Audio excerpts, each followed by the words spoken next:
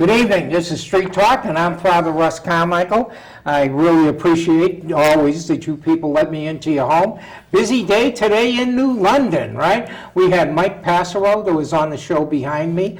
Michael did the downtown thing, the fire union and the police union. Got out there to support Michael. A lot of good things happened today. You ought to see his interview that was in the day. I think it was utterly fabulous. You got to look at Mike's interview. I watched that one. I also looked at Fernuzio's. I mean, if you go and take a look at these two interviews, it's a 2-hour take, but I'll tell you, if you don't walk away and vote Passero, I'm going to say there's something wrong with you.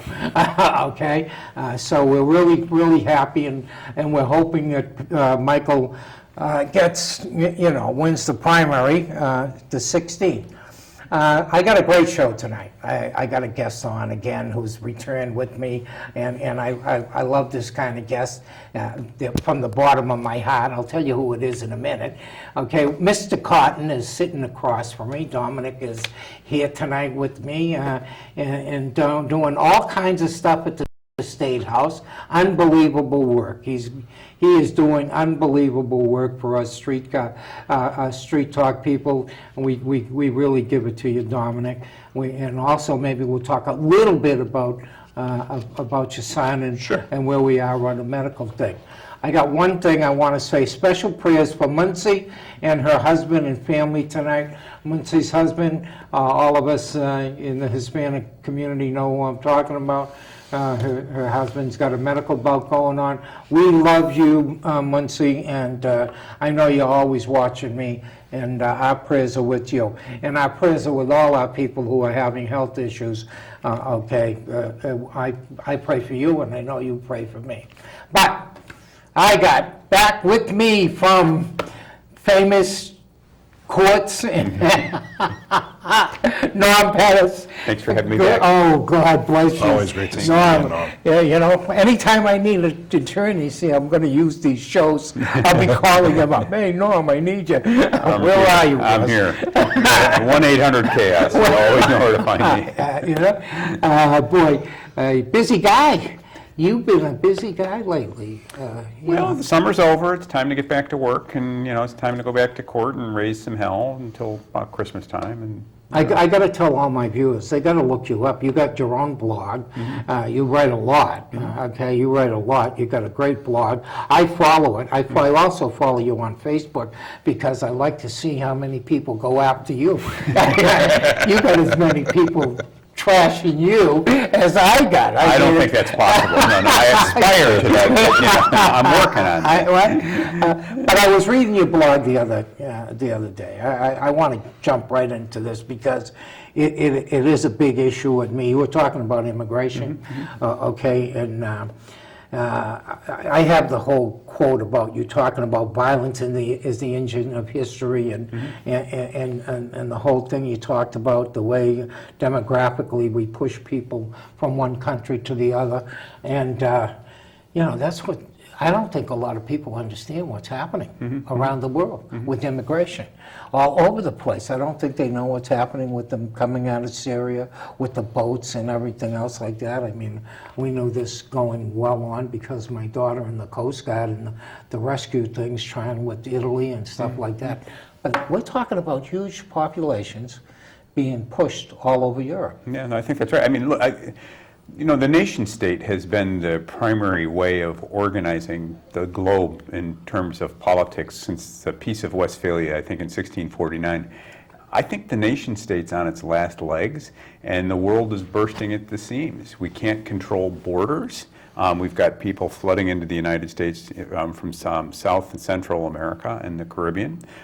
In Europe now, there's this crisis with folks flowing in from the Middle East, and you think you're really going to put a fence in to keep people in need out? No. I think what really, I might have mentioned this last time I got a chance to see you. I look at these videos of sparrows flying in these giant, these giant patterns, And I think the human race is the same way. I mean, we respond to the imperatives that compel us to act, and those imperatives have to do with survival. People are fleeing from Syria to survive. And they're going to go where they think the opportunities are, and those opportunities right now are in Northern Europe, and they're going to get there one way or another. Yeah, I happen to agree with you, and I really, what I really look at, I see a whole millions and millions of people who aren't looking for war. They just want peace. They want, they want to survive. They want to develop. It's like, and they're huge. I mean, they're voting in huge numbers with this immigration thing all over the place. I mean, it's all over the place. Here's the thing that I'm confused about. I mean, I listen to the BBC a lot. I started listening to it right after 9/11 because I got tired of flag waving as news.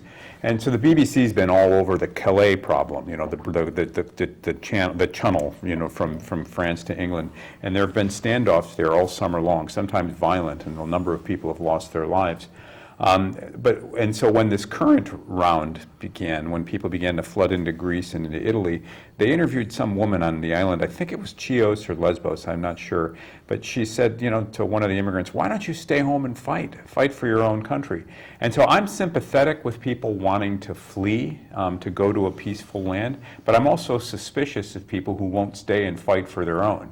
Because if you move several million people from one country to another, do you think there's not going to be some tension in the country they go to? Exactly. And then where are those people going to go for peace? Right. And pretty soon the buck stops and, Well, we look at happen. the Israeli situation. Yeah. I mean, anybody who wants to realistically look at what happened in Israel, and you do the history and the study, okay, obviously Israel got the state, which God bless them. I would have approved. I would have liked. Okay, but guess what? They displaced all these people. So they displaced all these people into other places that nobody wanted them.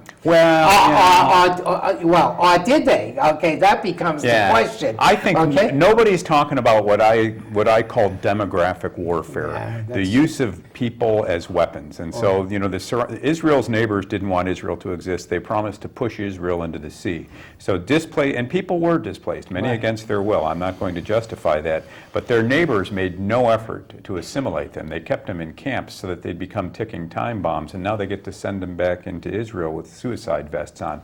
Some part of me wonders whether ISIS's goal in terrorizing the country isn't to Islamicize Western Europe by forcing people to flee out of fear. If there is a class of civilizations or cultural warfare going on, demographics becomes a weapon. Well, demographics in Israel is definitely an issue because, let's face it, the Palestinians that are in Israel are reproducing at a much greater rate. That's true. That's true. than the Israelis are, Exactly and right. that's part of the big fear. But if you're a neighboring Arab state and you can keep those people in the camps, they're going to explode. And if you can push them at Israel, it's cheaper than your army. And then you get the world's outrage when a civilian is killed because you can claim there's Israel victimizing the refugees again. But who made them into refugees for the past 60 years? Syria, Egypt, Lebanon, by not taking these people in and assimilating them. You see how smart I am? I like to segue right into this military stuff because it's true. Students are military, like so I'm a military student. Been all my life, and the use is any means necessary, and that means people, starvation, whatever you can use to get your power structure to devastate who you consider your enemy is what you do, and this way of doing it is absolutely a weapon that a lot of people don't think about. They don't think about people as a weapon, as warfare going on. They just don't think about it. You've got to. Well, people don't see war in the same way that they have in the past. I mean, to us, as Americans, we look at war and we say, like, the war that's been going on, that went on, and it's still going on in Afghanistan, is what, coming on 13, 14 years. Yeah, isn't that right? Wow. People look at war, and certainly from the other side, they look at these things as generational. I mean, it's their ideals and everything are so core ingrained that, you know, they're going to push this to the nth degree and keep coming back with this. And we're thinking of, okay, you know, we'll go in here, we'll do a little dance over here, you know, we'll democratize them and make them all happy. And, you know, and then we'll be able to come out and, you know, still be able to, you know, be in a partnership with them afterwards. And that's not the way it works. Well, if you can't keep people out by a fence. Legally, how are you going to keep them out? I mean, what are you going to do? Everybody going to go to court? You're going to take millions of people to court? Well, there was a chilling story in the Times. You know, they tricked some of the folks that I think it was the Austrian border, or may have been the Hungarian border, I don't recall, and then took them to a relocation center. And so the Times wrote this piece about the reemergence of concentration camps. You know, they began to write numbers on the folks' hands, and somebody said, "Wait a minute, this is just like the tattoos the Nazis put on at the camps," and people stopped. I'm quite serious about this notion about the world bursting at the seams. I think the nation state is not the form in which the world will be governed going forward. I don't know what that new form is. I don't either. And I think that, you know, the Chinese once said, you know, beware, hope to live in interesting times. Our times are quite interesting. And I think there is a crisis of legitimacy in government going on in the United States as well. You look at the rash of police shootings around the country, the police shooting citizens now shooting back at police. You look at the inability of Western European states to close, to control their borders. You look at Trump talking about a wall in Mexico. Scott Walker wants a 5,200-mile wall, you know, on the Canadian border. I mean, what is going on? It's crazy. Yeah, it's crazy. Yeah, it is. And I don't think anybody's got control of what's going on. No. I don't think anybody really knows. I know. I look at our military because that's where I start with. I look at our military because of my economic structure and having to protect the economic highways in the water and by land, sea, and whatever. And I look at the way our military is restructuring itself around the world, dealing now mostly with the Pacific side, not worried about the Atlantic side and stuff like that, circling China and all that. And you have to, I have to look. I look at that and I wonder, well, what's going on here? There's we got all kinds of crazy stuff going on in space that most people don't understand and haven't any idea of. Our average citizen. We got water shortages that are going to devastate our lands. We got all this, and I don't know. You sit back and you wonder and you say, well, where's the hope? Who's in charge? Which group is it going to be? Is it going to be the Chinese development and stuff like that in their area? Are we going to maintain superior power, which we got astronomical superior military power? There's no question about it. But when you've got all these people running around, yeah, no, I hear you. We may have astronomical and overwhelming political military power, but I don't know that we have the wherewithal to afford it going forward. Yeah. You know, there's a new book out, $2 a day, about the number of Americans trying to survive on $2 a day. We call ourselves the most affluent country in the world, but yet we can't employ everyone. We've got 800 some military bases around the world. Right. But your viewers, a significant percentage of your viewers are probably going hungry. Absolutely. And the asymmetry between the image that we project and the lives that people live, I think will come home to roost and is coming home to roost now. Well, the scary part is we're not first in education anymore. No, what are we, about 23rd or We're 24th? about 23rd or 24th. Yeah. We're not first in many. Everybody says, oh, we're the best nation. No, we're not. The fact is, we're a free nation. That really, well, no shit. Sweden's free, England's free, Spain. I mean, we're the only free nation in the world. You got to be kidding me. I mean, our medical system, it isn't even a system. It's a broken up situation across the country. It isn't a system. It's not like the one that you left, the British, the UK system or the Canadian system. I became a U.S. citizen. He's a U.S. citizen summer now. You did? Yeah. Well, welcome to chaos. yeah. Welcome to the jungle, baby. I've been living here for 38 years, 39 years, so. It's a broken system, and you're hoping who's going to fix it. Well, I don't know that there is any fixing. I read a lot of medieval history. I take great pleasure in that. I mean, I think, Rome was overextended, and population and migration pressures kind of overwhelmed it at the periphery. And in the end, it lost a homogeneous sense of structure. It lost its military might, and the world fractured and reformed. And my view is we're in a period of fracture now. And, it's painful because I think we grew up with an image of America as in control, as a beacon to the world, as able to take care of itself. I'm not so sure that any of that's true any longer, and I think the extent to which we march behind these fallen ideals will cost us in the end. We'll have a lot of costly military blunders, and a lot of lives will be cost, and a lot of money will be wasted. I kind of find it strange, and I was listening to an NPR show, and they were talking about, we talk about history repeating itself. With the whole issue of our border and Mexicans.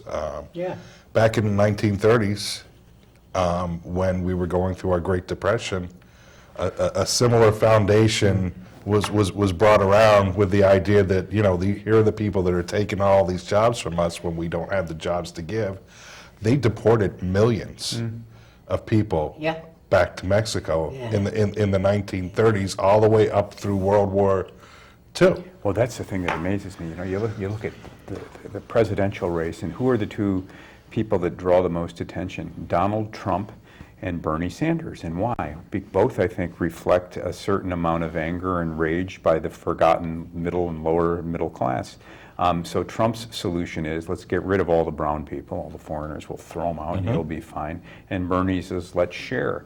I think the impulse that supports both candidates is the same, and it's fascinating to me that none of the candidates for the major parties, with the possible exception of Biden, who may get a bump only because he's not Hillary. But it's amazing to me that these two outsiders are the front runners. Oh, I love Bernie. Yeah. I met Bernie when I was young, and in the 70s, right? I love Bernie Sanders. Well, I'm a socialist. He's a socialist. I thought you were a communist. Yeah, well, almost. I mean, socialist is thin rule. If have you're my- going to go left, go all the way. Baby. I have my citizenship now. I'm not working in the association with you anymore. See, my wife's family, my father-in-law did federal time under the McCarran Act. My mother-in-law was almost indicted by Massachusetts for criminal subversion. My father was a professional armed robber. So when we go to family reunions, I'm the conservative there, and I'm told, try to avoid these, you don't want to offend the lesbians, and try to avoid that, you don't want to, who just got married in Massachusetts, try So to I avoid fit that. right in with Yeah, your you'd be family. great. I'm right in the crew. We'll have you do all our religious ceremonies from now on. amen. But we're agnostics. Yeah, that's okay. That's okay. Yeah, but here again, who ever thought that Bernie would get this kind of? No, it's amazing. Yeah, it's amazing. I mean, we're talking even 10 years ago. You couldn't. You talk about this stuff if you. He is the Occupy Wall Street that couldn't get it out of its own way and organize itself in the first place. Well, but let's suppose he were to win, which seems unlikely to me. I don't know how he's going to organize an administration. I mean, is he going to have me as Attorney General? I mean, that's not going to work. I mean, the one benefit of parties is they develop infrastructure and they have the ability to identify talent. What's Bernie going to do? That's going to be amazing. He wouldn't be able to govern. Yeah, I don't think he Yeah, would. he wouldn't be able to govern. As That's much as why I love him. Well, that's why I got to vote for Hillary. I mean, the reality is, I know. Do you like her? Not necessarily, I mean, but I'm she's one- a Wellesley girl. You know what I mean? Well- I have this core belief that down deep, she's going to go back to her roots. Okay. Man, I don't know. I was prepared to vote for her, but I've been watching her lately on these national news shows talking about the tapes. She just looks so disingenuous. She's like she's like Bill Clinton. I'm sorry that I got caught with Monica's lips on my dry cleaning. I mean, no. How about being repentful for the fact that you were unfaithful? And she seems to have the human warmth of a Chihuahua, and I just can't respond to her anymore. Yeah, what are we going to do? We're going to Biden. for Biden. He's not going to run. You sure about that? He's not going to run. I don't believe he's going to run. Yeah, obviously, and then I get real nervous. I get real nervous that Trump scares me. Yeah, me too. He really frightens me because he talks to a lot of nutbags, and a lot of nutbags get out and vote, and he makes me real nervous. Sinclair okay? Lewis wrote a wonderful little book called It Can Happen Here, and it was about a fascist takeover of the United States in the 1930s. When I've watched Trump work people over on this immigration issue and the brown other, and what he's going to do, I'm actually reading Schirer's History of the Third Reich. So Third Reich, right. Because Hitler was like he's almost doing the book. Yeah. See, you and I must read the same stuff. That's why. Well, it's because Dominic tells me what you're reading, and I'm like, that must be what's going on here. Right? But it is, right? I mean, he's almost, well, he's like the guy we had for mayor. This guy come right out of Machiavelli. He was smart. He was he got the community right at the right time. If he had brains enough, and he didn't come in so fast and politically wipe out his opponents. If he took a little time, if he took a year or two, he would have this city. But wasn't he some Washington carpetbagger? With tied to Was D.C.? he? No, Rhode Island. He carpetbagged in from Rhode Island, and then he used I'm a gay guy. Like, who cares? Okay, our community, we're a gay community here. Nobody cared. He tried to use that as vote for me because it's Another form of identity politics. Yeah. People, say, "Oh, Father, you know what you're saying. You don't like gays." It has nothing to do I'll destroy the police force, but I'll protect your civil rights. Yeah, How are you going to do that? 34 police officers in 4 years. Okay, budgeted at about $3.6 million. Okay, they leave. Where their salaries went, nobody knows. To train those guys to get that many back, okay, it's going to cost you about the same kind of money. Yeah, but you see, Dominic, you're not looking at it the right, Dominic, Father, you're not looking at it the right way. I'm a criminal defense lawyer. Fewer police officers means less investigative resources and more success in court. This is a good thing. Hey, let me tell you, They're not arresting people. They're not driving cars. They're going to be out of business. Right? We had the largest bust in the history of Connecticut on drugs, right around the corner from where I lived. Right? Were you involved? No. Too bad. Yeah. So they get out of the group. 42 leaders get indicted from around the country. I mean, this bust was around the country, not only in Connecticut, but out of the 42, 22 lived right here in London. Wow. Okay. At the same time, when that happens, he gets rid of he puts the chief of police on suspension, and he reduces the police force from 95 down to 35. Oh, but with the feds in there doing the drug sweep, maybe he wants to let the feds take over. Well, my thought was, from an organized crime standpoint, you couldn't have asked for a better mayor. You couldn't have paid off a better guy. So, and then of course he said the crime went down in the city of New London. The FBI and the state police say this is the highest crime rate we've ever had in decades. But he says they don't know what they're talking about. I mean, I don't know. And of course, we're talking in the midst of, shootings, right? We were talking about, the posting, the Washington, was it Washington Post? Yeah, no, the Washington Post has a really fascinating website, and I would encourage your viewers to look at it. If you Google Washington Post police shootings, what you'll see is since the beginning of 2015, they've tried to construct a database of every police fatal shooting in the United States. And as of a couple days ago, it was 686, 90 people during August alone. That's just under 3 people a day being shot to death by police officers in the United States. That is amazing. When I read it first, I was stunned. And then I thought about it for a minute. I'm thinking, wait a minute, that's almost 3 people a day. I thought it was something from The Onion, you know. But what they've done is they've put a team of reporters on it. They read papers around the country. They look at public records, and then they give you a little thumbnail sketch of each shooting. And you know what's ironic? It says a lot about politics in this country, because the shooting of young unarmed black men has been what's captured the airwaves. But of the 686 police fatalities, shootings thus far this year, 25 have been unarmed black men. Actually, 370 of that 386 have been white men. 160 have been Hispanics, and then there have been a handful of Asians. They get a pass, I guess. And then, you know, people of color. So there's the shooting of young black men is really the tip of the iceberg. There's a much larger problem going on that I think has to do with police training, and frankly the fact that the country's awash in handguns. 23 people have been killed by police officers in the United States this year who were armed with toy guns. And I think the reason so many of them have been killed is cops just don't know what they're looking at. Everybody's armed. The one down in Cleveland with the little kid. kid. Yeah. You don't know. You don't know. You look at those guns. Well, I looked at the one in the paper. I said, "Boy, this guy's an assassin," because the gun looked like a Walters PPK with a silencer on it. You know, I said, "Oh, you know, the guy was in a drug bust." It was a toy. It was a toy, and then the paper said, "No, this is a toy. This is a toy." Yeah, but you know, it's easy to say the next day in the paper. If you're the officer standing right there, wondering if you're going home that night, you're going to shoot. You're going to shoot the guy. Yeah. Of course you are. If somebody pulls out something like that, the BB. I got a BB gun in the house. It looks like a 9mm. You couldn't tell. Are you sure it's a BB gun that looks like a 9mm, or is it a 9mm that you're calling a BB gun? Now, come on, fess up. Talk to me, Father. I'll tell you something with that. With all the killings that are happening, right? That's right. I told Angie, I think Dad's getting his guns back, man. I said, these people are making me real nervous. Yeah, it's a scary world. You know, she said, you don't need any guns. I said, yeah, how do you know? But no,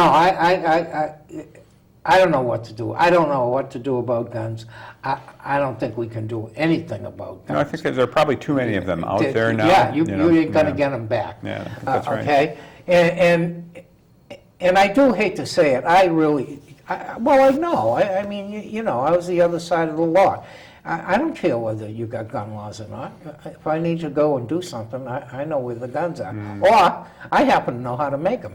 So it doesn't, one way or another, if I need to get a weapon to do whatever I have to do criminally, I'm going to do that. In fact, I'm going to steal it from a cop. You know, You just make it on your 3D computer. Yeah. You know, your 3D yeah. Well, I didn't want to tell my audience how to do that. You know, there's a certain segment of my audience that I don't want to. You know, they don't need to know that stuff.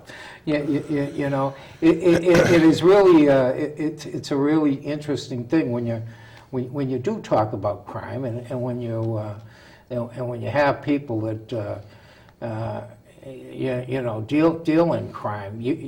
These movies and everything educate. Yeah. They really do. They do an educational, and the better they get, the better educational they Well, do. it's funny. I don't really know if you watched the show The Wire, you know, that was on for several years. Yeah, I say, yeah, my brother told me I should watch it. I know about it. So I've seen it, and then every now and then I'll stumble into a drug case, and it's like the kids watched the movie and decided, hey, that worked for them, it could work for us, you know. Right. But what they don't realize in The Wire is a lot of these guys ended up busted or dead, and that's where a lot of the kids are ending up. Well, we got a movie coming out that the 18th that I don't know. I got to go watch it, obviously, because I grew up in the midst of the movie. Oh, on Whitey Bulger? Yeah. But I want to see that myself. Yeah. Well, it glorifies the life. You know, one of the reasons for the father, you know, I'll be out of the local politics here pretty soon once Mike Passero is mayor.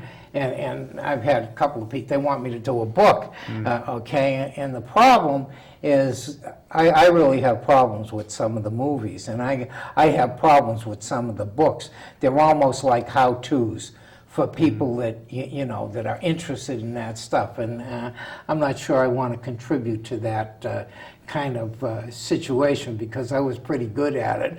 And, you know. Well, we have a long history of glorifying you know, successful criminals or even notorious criminals, Bonnie and Clyde. Yeah, exactly. Shootout at the OK Corral. Yeah, exactly. You know, Machine Gun Kelly. Whitey Bulger. I mean, I don't know what that says about our collective psyche, that they become such admired or almost cult or folk heroes. I don't know what that says about. Oh, well, go ahead. I was going to say it's like the bystander. Yeah. You know, we all like to watch, like, you know, when it's in the middle of it. Well, I think at some level we secretly root for the outlaw, wishing that it were us, and we're of two minds on it. On the one hand, man, he's doing what I wish I could.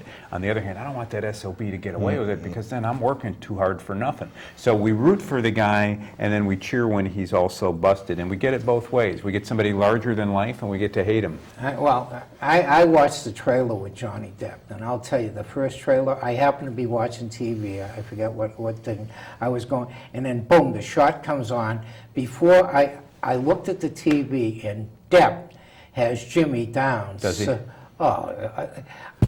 Hair in the back, I mean, Jimmy was I don't know how to say that without being A charismatic psychopath. yeah, but being in his presence, you knew that there was a sick persona there. I mean, you could be charismatic, but there was something weird with Jimmy, and they make it sound like, oh, he was in the right place at the right time. He was no real leader in Boston at the time. I don't know what they're gonna at the time, but it was the psychopathic killers around him that made him. Okay, Johnny Martirano was one seriously dangerous mother. Okay, I mean, I grew up with Johnny. Johnny was unbelievable. And the rifleman, Stevie Fleming, same kind of guy. They were two ruthless killers. And when he had been an armed robber, and he'd been an alcoholic, then he come home to Boston, and I think he was working as a janitor in the State House, I forget. Billy probably got him a job. But then he got with these guys, and they were the real strength. And then once he got into the drug stuff, and he could rip off the drug, he was the smartest. I guess that he wasn't the toughest of the guys, but he was. He had the brains to manipulate. And then by the 80s, he was into a killing spree himself. He got into that serial killer mode, and that was too, you know. But it's going to be interesting. Well, the 18th, it's on the 18th. For all you viewers, Black Mass is out the 18th. Was that the Peter Moss book? Did they base this on that book? Kevin, I believe Kevin and what's her name did the book. Okay. Because there were several done on him. All right, and Kevin's with the. I believe that was his book. He's with I the. Can't keep track. He's with the Boston Globe. Okay, and he grew up in Southie, and she did too. But they did extensive, unbelievable. But that's another story. So what do you got latest coming up? I'm on trial. We started picking a jury on Tuesday. Today's Thursday, so we've had 3 days of jury selection. We've got all of 2 jurors. It's a murder case in Bridgeport. I expect I'll be there pretty much. Any good bumper stickers? Bumper stickers on the no. What? I'm missing the point. That one went right over my head. What do you do with some bumper stickers? Yeah, don't you ask people what's on the back of their cars? Oh, I don't. No, I mean, so it's jury selection. There's books written on the topic, and here's everything you need to know about jury selection in one word. Ready? Yeah. Bounce. you're not looking to pick people you like, because if I like them, you're going to hate them, You're looking to avoid people you don't like, and what don't you like about a person? They won't listen to you.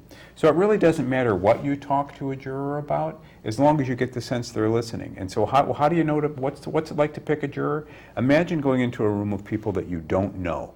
You'll end up talking to one person more than any other. And when you look back on the evening and ask why, it's because that person gave you something back, subtly. They listened, they were open to what you have to say. That's all jury selection is. So I don't really ask, what do you read? What do you do this? What do you do that? What do you do that? I ask them hard questions. If you had to vote this moment, right now, before you've heard any part of the case, how would you vote? 80% of people say they wouldn't know how to vote because they haven't heard anything. I'll say, what about the presumption of innocence? Well, I still can't vote. Do you understand that the state has to prove its case? Could you understand that the presumption of innocence is physically present in the room? It's where a criminal trial begins. Do you understand that unless and until the state proves its case, the law gives you no choice but to vote not guilty? If they can look me in the eye and say, yes, they're nine-tenths of the way there. You're where you need to be. But having said that, Dominic, I'm always looking for something new and exciting. So I think tomorrow morning I'm going to be in Bridgeport. Do you have any bumper stickers on your car? What does it say? What is that? You didn't have that Kill Bambi on the back of your car, did you? Where did you get that, Mr. Pattis? Dominic Cotton on Street Talk That's the right. other night. Judge, I want to change my voir dire questions. I want to do a little street talk. Can you relate to that? That'll be enough, Mr. Pattis. Where were you last night? I was out with Father Russ. Oh, right. boy, you're out of this year. You want to be held in contempt. Yeah, that'll be right there. That'll be the start. Right. No, so How is our friend? You know who I'm talking about, right? I do. Lee is fine. Uh-huh. That's F. Lee Bailey. He's, he was not readmitted to the bar in Maine, and I think that's a source of deep personal disappointment wow. to him. He wanted to return. He's 84. He's still fit as a fiddle and sharp as a tack. He recently put out another edition of a book that he just did on cross-examination, and that'll hit the stands. Well, the legal stand. I don't think it'll be at Barnes and Nobles, but if you had, but it'll be in law libraries near you soon. And I was thrilled he put one of my cross-examinations in the index to the book. So I'm thinking, pays to have friends in high places. Oh, that's nice. So he's well. He had a birthday bash this past summer. Now, will he have another? Will he be able to go back at them again to read, or do you even think he will?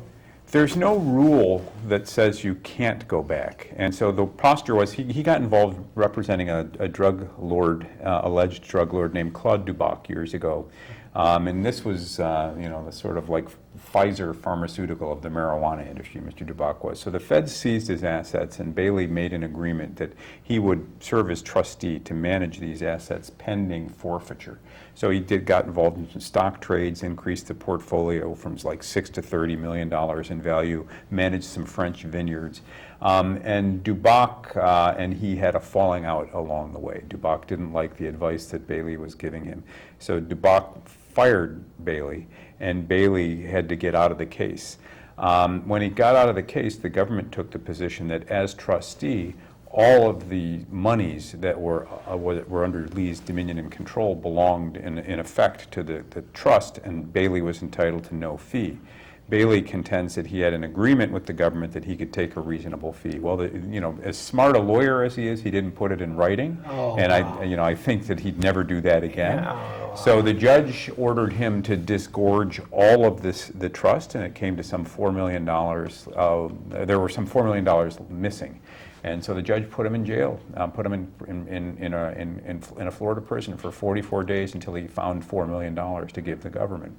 The result of that was that he was disbarred in Florida and then disbarred in other jurisdictions, such as Massachusetts.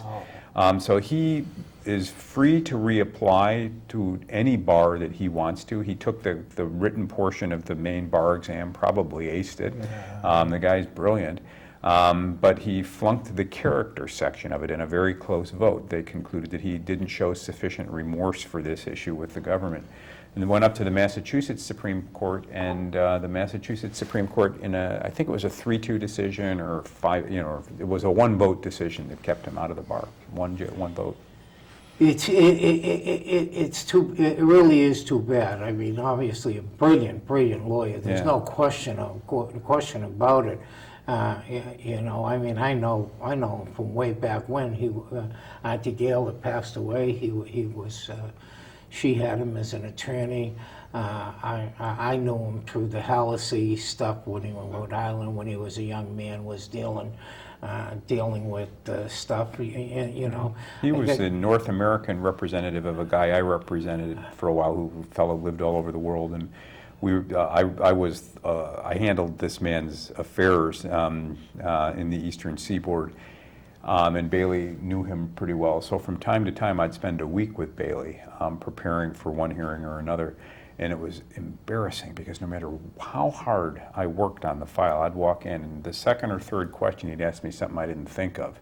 And, you know, and then he'd give me that look like, you know, well, you know, I can consort with you idiots, but if I had my bar exam, you'd be selling pencils at Kmart. I'm like, yeah, probably, if they'd let me in, you know. Yeah. I mean, the guy, he's amazing. I will take clients to see him from time to time that are in extraordinarily trying circumstances, just so he'll, you know, get their bead and give me some advice. He's a real resource.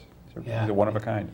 Yeah, he's an amazing man. That's really a shame to have him sidelined like that. Yeah, it is. Yeah, you know, there's something about forgiveness, you know, and there's something about mercy and giving people that. We had that long conversation. We were talking about you're down in Bridgeport, and obviously the Ganem who's running for mayor over there, and. I hear he's doing quite well, though. I mean, he may well win the primary. But, you know, Ganem, there's another case where a guy was put in a lose-lose situation. He defended on a white-collar case, and his contention was, I wasn't guilty. He went to trial, he lost, he did his time, he came back, he reapplied to the bar, and the Connecticut Supreme Court said, you know, you showed no remorse, and therefore we're not going to let you back in. La-di-da, maybe he wasn't guilty. So if, you know, what was he supposed to say? Oh, I'm so remorseful. Then the court would have said, well, you lied before, and because you lied then, now we're not going to let you in. So it's almost like, why bother? Right. Maybe he should just be a politician. Maybe he should run for president, you know? Yeah, no, you're damned if you do, damned if you don't. No, I know. You know, of course I have no mercy because I have no, you know, I did it. I did my time too. You know, I don't, you know. How much time did you do? Altogether, 7. I did 5. I did 4. I did 4 and a couple of months the first time, and then I did 3 the second. 7, probably 20 years on probation or parole. You know, but you know, hey, I was lucky. I could still be there. No, I mean, in today's day and age. There's no question People about it. People are pulling 20, 30-year sentences like nothing. The reason I got into the, you know, the reform business, because when I did my first in the 60s, when I went to Walpole, you know, I'm in there. I got armed robberies. I got extortion. I got. You know, I got booking. These are not armed robberies. You're just, you know, these are, you know what the multiplier effect is in economics? It's like how a dollar circulates the economy. These people are just liberating dollars to stimulate the economy. It's the multiplier effect. Oh, it's a multiplier. Isn't that what the Fed does? Yeah, exactly. Yeah. So I go and I get all my stuff running together, and I do real well. I was lucky with attorneys. I was lucky with, you know, I knew the right plea bargains to take, and I knew how much I could jam them up. Well, I go to prison though, and I'm in prison, and I'm doing. I was doing at the time a 5 to 10. I ended up doing a 3 to 8 because my booking charge became, and the judge knew family, and I got everything running concurrent, so I ended up with reduction in time. But I was with a black guy that was beside me, a cellmate, up in the thing. He hubcap. This is the truth. He was doing 9 years for stealing Cadillac hubcaps. A black guy, poor black guy. A set of Cadillac hubcaps. 9 years. I went like, you know That's crazy. That's crazy. One-armed robbery. I had, you know, as long as the room. You know, I mean, it's like, you got to be kidding me. And so I was very fortunate on the first thing, and then I got out, and then I got in the prison movement and stuff like that. I kind of got hooked on doing that, And I was all right for 11 and a half years. I was as straight as an arrow. And then Nixon cut all my programs and stuff like that. So I went in business, and I did pretty good, and something didn't work out, and I'm trying, I couldn't get, nobody was going to hire me, not with my background and stuff like that. So I went to Arizona, and I went back into business, and I'm usually good at You what I do. fought the law and the law won. Is And that what you're then saying? they finally won. They finally got me. The guy ended my career. Said I was a traveling Walmart, but I was very fortunate. I was very fortunate in the time I received for the crime. Yeah, you were. Yeah. You really were. Other people were not as blessed as I was. And the other thing, my situation when in Walpole got me out of the gang war. I mean, I was in the gang wars, and then I went to prison. The 4 years I was into prison, I was lucky. And then when I come out, I was doing the prison reform stuff, so that kind of kept me out of the Bolger situation that was going on, because I was half in and half out. People don't understand what it takes to try and get out of. Once you're convicted of a felon, I don't care what it is. No, it's a it's life. true. It's a It's Scarlet life F. sentence. Yeah. Yep, Scarlet You're F. pretty much, unless you have means on people that can help you and stuff like that, your life is done. That's really true. Yeah, so. They even try to follow you up some 30 years later. We had to deal with the Department of Social Services, who tried to pull that on him. Yeah. What happened? Yeah, we were at the stage. They tried to fire me from they wanted to get me out of my position, that my business that I take care of, and they went after me.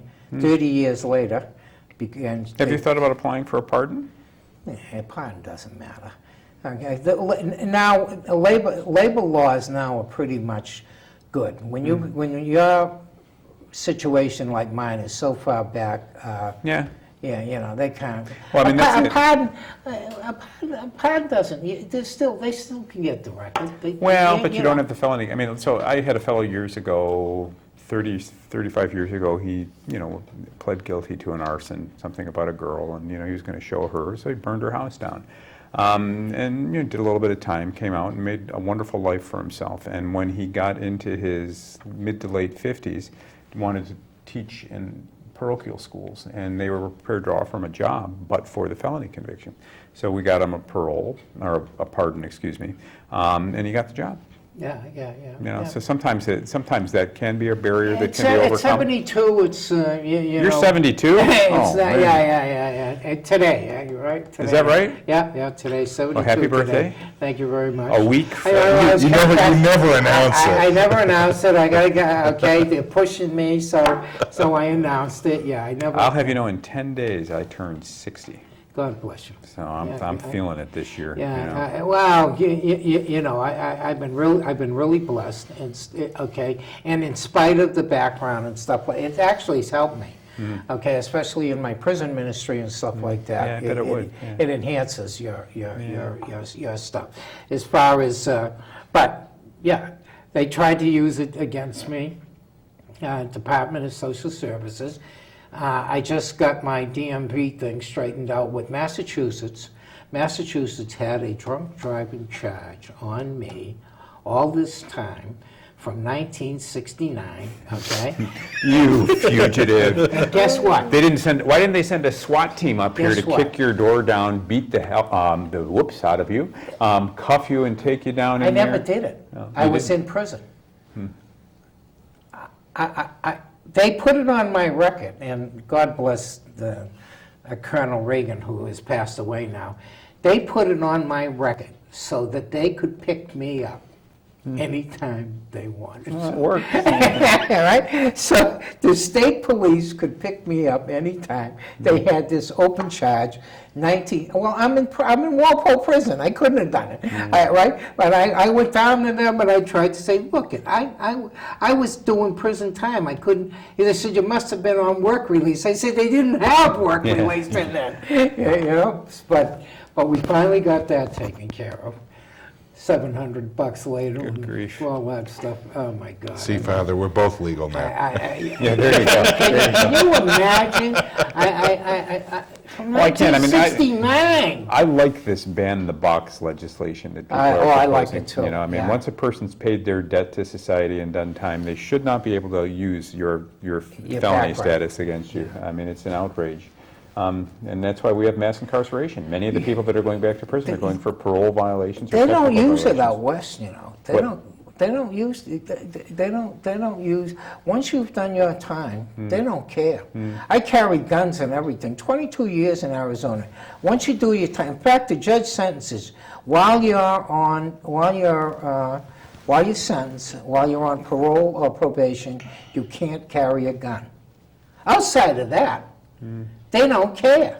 They don't enforce none of the federal stuff like that. Arizona, Nevada, California, none of them do that. They just don't. Oh yeah. I mean, I used to get stopped. Oh well.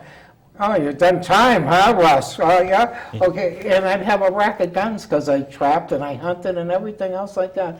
Oh, yeah, that's nice. The cop would actually say, "Well, that's a nice. What's that? 30-30? You know." Okay, take it easy. Be careful. See you later. All the time.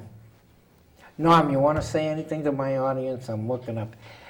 Every time we do a show, we end up bull-crapping, and I talk. That's life. I have a wonderful time That's with life, you. yeah. I enjoy I'm you. listening. I enjoy you being on the show. Thank so you for much, having me. you No, know? yeah, I mean, You know.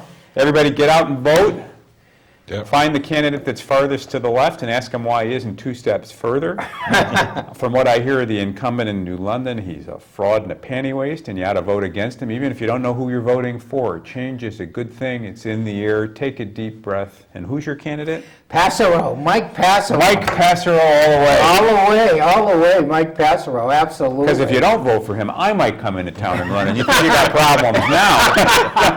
Yeah, we do a team. There you go. Wait, Dominic come up from Milford. You got the best mayor around, for crying out loud. You got a great mayor. Ben Blake's down very, very good there. guy. Right? What Yeah. a great guy down Yep. there, right? Yep. Really, I mean, knows how to run the place. My God, you know? Doesn't tell lies. Gets the money By the in way, for it doesn't tell stuff. lies, and he's a politician? Yeah, something, I don't know. I'm something- He's a lawyer, too. He's a so- lawyer. Well, he understands the import of the oath and the truth. He's a lawyer, that's That's why. why he's a good mayor. He's a good mayor. And not a right? liar? No, that's true. You're down in that area, right? New Haven, yeah. You're in, Yeah. you're in New Haven, right? You're down in New Haven, right? God's country, you know? Yeah. Well, who we got on next week, though? Tamara? What's her name? Oh, Help me out. Tamara. Tamara. Oh, Oh, I right, know right, tomorrow. right. Tell her I said hello. Yeah, from the healthcare agency, Michael Lennard's wife. Yeah, she's a head. And you had Gary Winfield on last week? He He said that white people need to shut up and listen. I'll tell you something. I let you alone on that. you He know said that? white people need to shut up and listen. These are his words. He's tried to deny it, and I'll tell you something. That his denial of that is sort of like the Ku Klux Klan Grand Master who came back and said it was just my bathrobe, dear. I mean, that was chilling. That was chilling. I told him that you were going to be on this week. He said, "Oh, that's good," and everything. How do you think I else. managed to get him out in the first place? I was sitting at a community forum, got and great he friends. talked about that, and I wrote about it the next day in the New Oh, I Haven know you Register, did. and I just, Everybody you know, said you were bad. Not everybody. You know, good. You know, Yeah. that hurt both my feelings, and if they all liked me too much, I'd find something else to offend them with. I love it. Oh my God! I gotta. Thanks for having me. Oh, thanks a lot. You gotta come back, you gotta come back, right? Right. You must have a book being cut Yeah, I'm out writing soon. one actually on police stuff. Okay, But, you know, that's I've just started, I have a contract with the publisher, I owed him 4, I've done 3, and so he's like, do the cops, so that's what I'm doing. Love you, folks. Pray for me. I'll pray for you. See you next week. Vote Passero. Vote Passero. And